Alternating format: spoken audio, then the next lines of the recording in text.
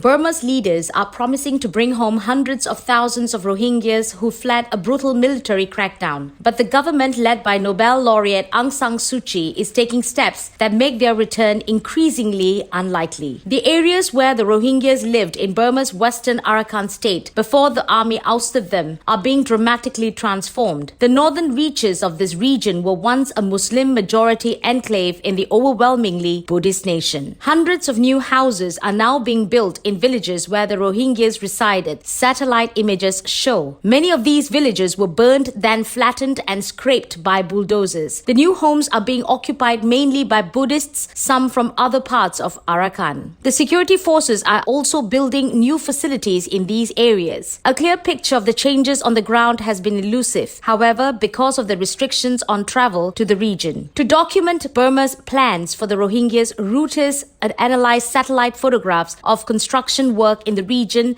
from the past year and an unpublished resettlement map drafted by the government. Reporters also interviewed national and state-level government officials in charge of resettlement policies, aid workers, refugees in the camps in Bangladesh, and Rohingyas still living in northern Rakhine. The government is both building some of the new homes and helping to facilitate the Buddhist resettlement push, according to local officials and new settlers. The campaign is being spearheaded by Buddhist nationalists who want to establish a Buddhist majority in the area. And the Rohingyas resettlement map drafted by the government, described here for the first time, reveals that many refugees who do return to Arakan won't go back to their homes or even their original villages. The map shows they would be herded into several dozen Rohingya-only settlements, segregating them from the rest of the population. Many of the Rohingyas who stayed behind says conditions are growing intolerable. A scattered community of more than 200,000 Rohingya remains in northern Arakan, according to an internal UN document reviewed by Reuters. More than 24 people who recently fled to Bangladesh told Reuters they faced intimidation and beatings by security forces,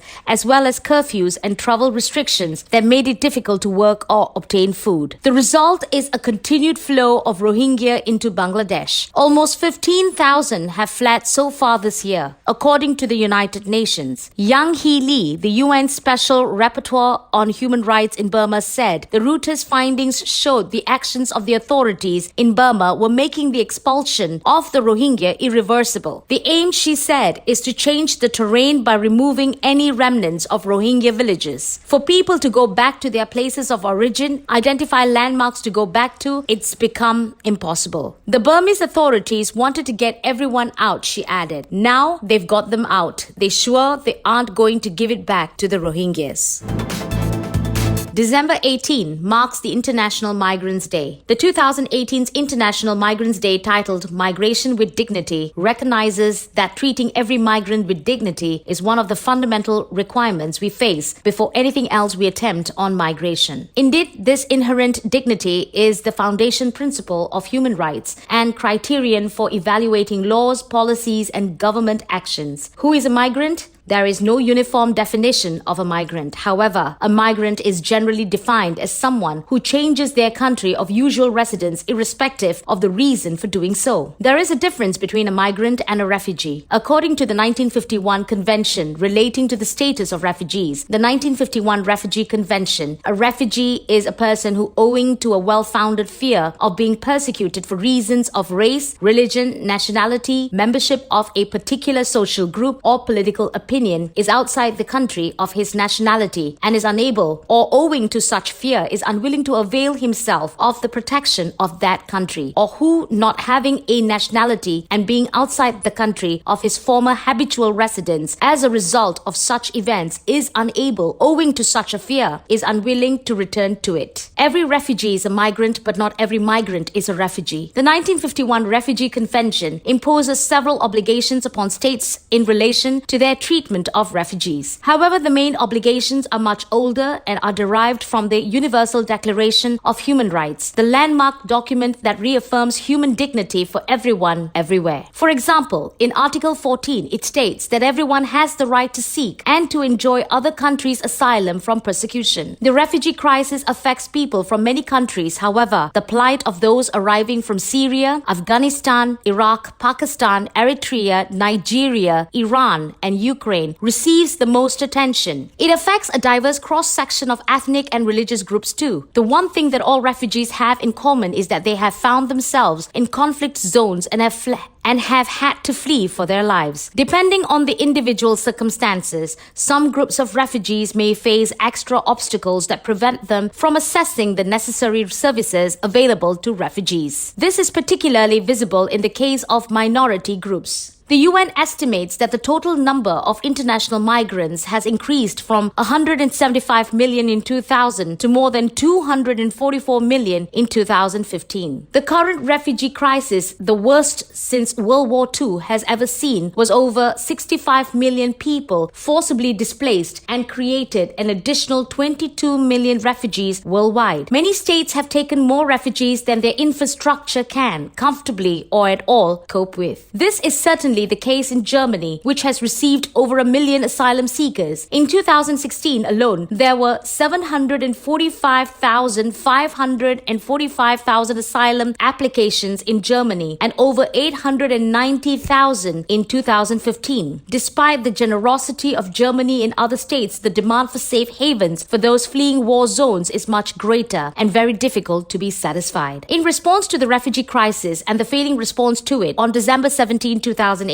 the UN General Assembly adopted the Global Compact on Refugees, a model that is set to provide a robust and systematic response to address the challenges faced by refugees and the host communities. The Global Compact on Refugees aims to ease pressures on most countries, build self-reliance of refugees, expand on the resettlement and other pathways of admission, aid conditions that would enable refugees to return to their home countries. This is a well-awaited development in light of the situation of refugees around the world, and most notably the situation of the Rohingya refugees in Bangladesh. Genocidal atrocities in Burma have led to the displacement of over 700,000 Rohingya Muslims. These refugees have fled to Bangladesh. Among those seeking a safe haven in Bangladesh are approximately 500,000 Rohingya children. Many arrive with visible injuries caused by shootings, stabbings, or from fire. Many more with hidden injuries in the form of trauma. Many of the girls were subjected to rape and sexual violence. Boys and also men were rounded up and taken away. They are now feared dead. This is not the fate any parent would wish for their children. This is not the fate that anyone would want for themselves. Abused, dehumanized, and forced to flee.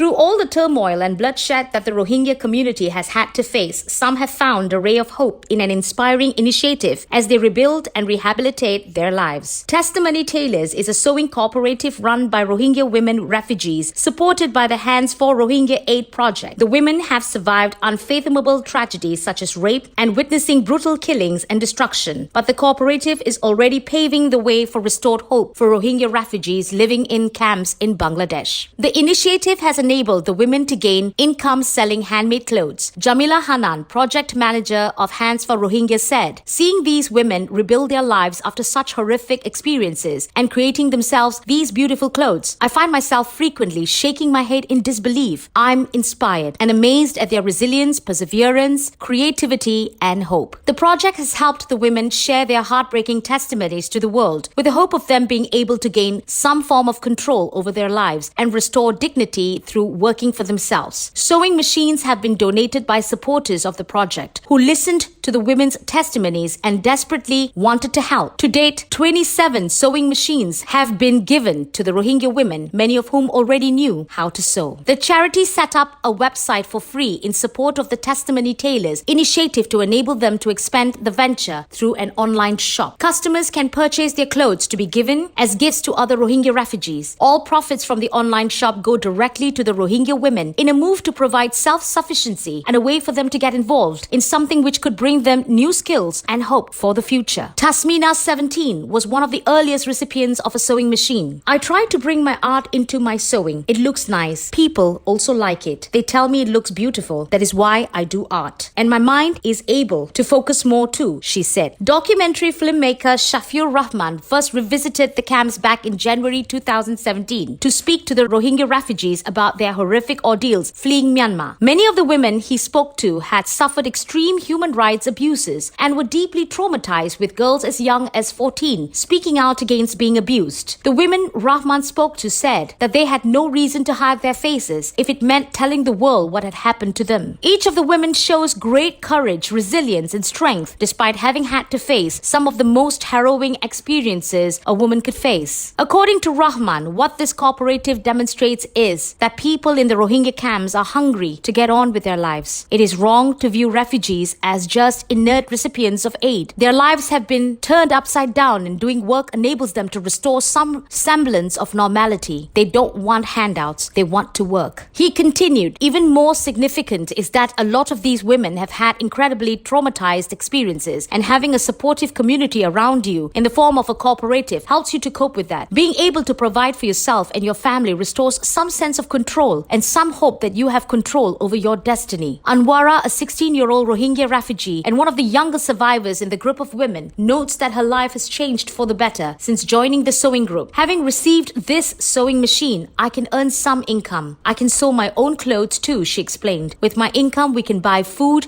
we can dress well, charge our mobiles, and get groceries for the house. Without a machine, we could not do any of this. Now we can make a living and get on with our lives. Jobs are hard to come by in the refugee camps. Their sewing provides an income which enables the women to buy groceries and clothes to meet their basic needs. It also helps return some small measure of control over their destiny. One young woman was under pressure to marry against her wishes, but she was ultimately able to refuse because she was supporting the family through her sewing. Laila, 20, had 15 out of 17 members of her family killed back in Tula Toli. For her, the sewing work makes it possible to buy basic necessities. I really wanted a machine. With the income from sewing, I can purchase things in the market, she explained. If the gas runs out, I can refill it. Without the machine, I couldn't do any of this. With this machine, I can do some business and progress. That is why I wanted the machine so much. The UN has described the Rohingya Muslim community in Myanmar as one of the most persecuted minorities in the world. Almost 800,000 Rohingya people have fled to risk their lives, fleeing persecution, rapists, abuse, and destruction of their homes following a brutal military crackdown in Burma. Many of the victims fled to neighboring Bangladesh, where they reside in refugee camps near Cox's Bazar. Many of those arriving at the camps are women and children who have experienced unimaginable trauma and suffering. Refugees recount being gang raped, abused, or seriously injured, including being shot by the military in Burma. Many of these women have lost their children, including infants, husbands, and family members, in one of the most harrowing ordeals faced in Southeast Asia to date. The fear of being repatriated back to Arakan state in Burma, where these women and their families experienced this brutality, is justified. Many are reluctant to go back as they cannot trust that their safety will be ensured under the current Burmese regime. Bangladesh has conceded that it will be unable to voluntarily repatriate Rohingya refugees to Burma, as it had initially planned, because no one wants to return back to a place where they have no human rights, no citizenship, and no guarantee of safety.